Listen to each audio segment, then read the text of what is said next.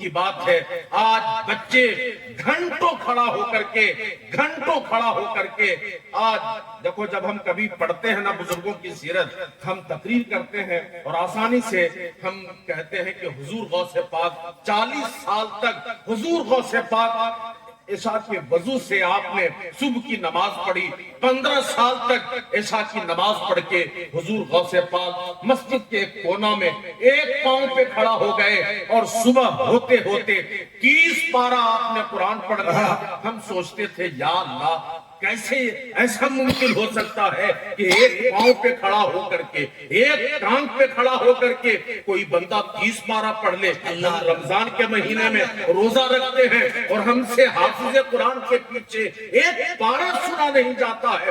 غوث پاک 15 سال تک نن اسٹاپ اور 15 سال تک بلا ناغہ کیسے قرآن پڑھتے تھے، مگر اس مسئلے کو جو ذہنی الجھن تھی، پریشانی تھی، اس کو دور کر دیا۔ آج کے نوجوانوں نے، نوجوان بچہ، خوبصورت بچہ رات کے 10 بجے سے لے کر کے 3 بجے تک دیوار سے ٹیک لگا کر ایک پاؤں میں ہاتھ میں موبائل لے کر وہ گیم کھیلتا رہتا ہے اور اسے نہ تھکاوٹ محسوس ہوتی ہے نہ گھڑی کا احساس ہوتا ہے۔ تو آج سمجھ میں آتی ہے کہ اس بچے کو اس سے پیار ہے تو یہ اسی میں اس قدر ڈوب چکا ہے کہ رات گزر جاتی ہے۔ میں جب کبھی مدرسہ آتا ہوں، رات کے 2 بجے 3 بجے تقریر کر کے میں مدرسہ آتا ہوں تو میں دیکھتا ہوں کہ دیوار میں ٹیک لگا کر کے بچے 3 بجے رات تک کھڑے ہیں۔ میری گاڑی دیکھ کر کے بچے بھاگنے لگتے ہیں۔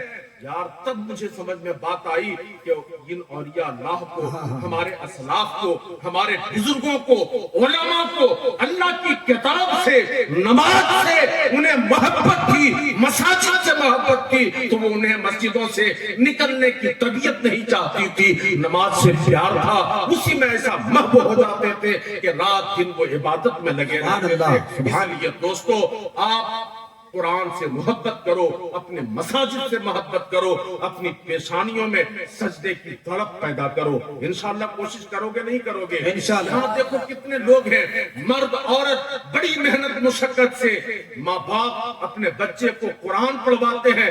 اب تو قرآن پڑھوانے کا، پڑھنے کا یہ انداز ہو گیا ہے۔ اس علاقے کا ایک مدرسہ ہے دارالعلوم رضائے مصطفیٰ، پہلے وہاں 200 بچے اور بچیاں پڑھنے کے لیے جاتے تھے، مگر اب گارجن جاتے ہیں اور ہم کو وہ ڈانٹ کے کہتے ہیں کہ ایک مولوی دے دیجئے، ایک طالب علم دے دیجئے، کسی مدرس کو دے دیجئے، وہ آ کے ہمارے گھر میں ہمارے بچے کو، ہماری بچی کو قرآن پڑھا دیں گے۔ میں پوچھتا ہوں کہ آپ اپنے بچے کو کیوں مدرسہ نہیں بھیج سکتے ہیں؟ تو کہتے ہیں حضرت بچی بڑی ہو گئی ہے، شرم نہیں آتی، ان علماء پر ہمارا اعتبار اٹھ گیا ہے، ہماری جوان بیٹی، ہماری جوان بہن یہاں سے درگا پور وہ جاتی ہے، بس میں جاتی ہے، آٹو میں جاتی ہے، پیدل جاتی ہے، اور وہ بچی وہاں ٹیوشن پڑھ کے آتی ہے، لیکن ہماری بیٹی، ہماری بچی مدرسہ عالم کے پاس، حافظ قرآن کے پاس نہیں جا سکتی ہے، اور ہم نہیں بھیجے ہیں۔ ہم کہتے ہیں بچی بڑی ہو گئی ہے، اب ڈانٹ کر کے قرآن کو مولویوں سے پڑھاتے ہیں، اور ہم مجبور ہیں، ہمارے طرح مولوی ہمیں اللہ کیا کہیں گے، مدرسہ کو باقی رکھنا ہے۔ آپ ہمیں دھمکی دیتے رہتے ہیں کہ اگر آپ نے مولوی نہ دیا ہم چندہ بند کر دیں گے۔ ہمیں ڈر لگا رہتا ہے، صاحب علاقے میں مدارس کی کمی نہیں، چندہ کرنے والوں کی کمی نہیں۔ آج مدرسہ میں، آج مسجدوں میں وہاں پہ کلاسز چل رہے ہیں، on line of line classes چلتے ہیں، وہاں پر باضابطہ طور پر تعلیم بالغہ کا انتظام ہوتا ہے، ہر جمعے کو اعلان ہوتا ہے، مگر وہاں تعلیم کے نام پر سننے کے لیے 2 سے 3 بوڑھے رہ جاتے ہیں، باقی سب چلے جاتے ہیں۔ ہماری دین سے دوری کا یہ عالم ہو چکا ہے۔ خدا را دین سے دور مت بھاگو، دین کے قریب آ جاؤ، قریب آ جاؤ۔ انشاءاللہ کریں گے، کوشش نہیں کریں گے انشاءاللہ۔ دیکھو، ماں باپ نے قرآن پڑھایا تھا، ہم نے پڑھا تھا، سب کی ایک ہی حالت ہے، سب کی ایک ہی حالت ہے۔ اپنے سینے پہ ہاتھ رکھ کے، جہاں جتنے لوگ ہیں، 100-200 جتنے مرد عورت چھوٹے بڑے بیٹھے ہیں، سینے پہ ہاتھ رکھ کے بتانا کہ رمضان شریف کے بعد کئی صفحہ قرآن کا ہم نے پڑھا ہے، کئی آیت ہم نے پڑھی ہے۔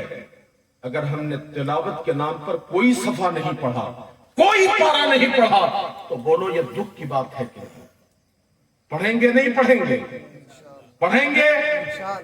کم سے کم جمعہ والے دن قرآن پڑھنے کی عادت کیجیے۔ اپنی بہنوں سے ماجیوں سے بھی میں گزارش کرتا ہوں کہ آپ اپنے گھروں کا ماحول دینداری، اپنے گھر کے ماحول میں دینداری کا رس گھولیے، قرآن پڑھیے، پڑھائیے، تلقین کیجیے۔ ہم قیامت کے بہت قریب ہیں، قیامت ہمارے بہت قریب آ گئی ہے۔ بہرحال دوستو، میں جو بہت عمدہ پیغام ہے۔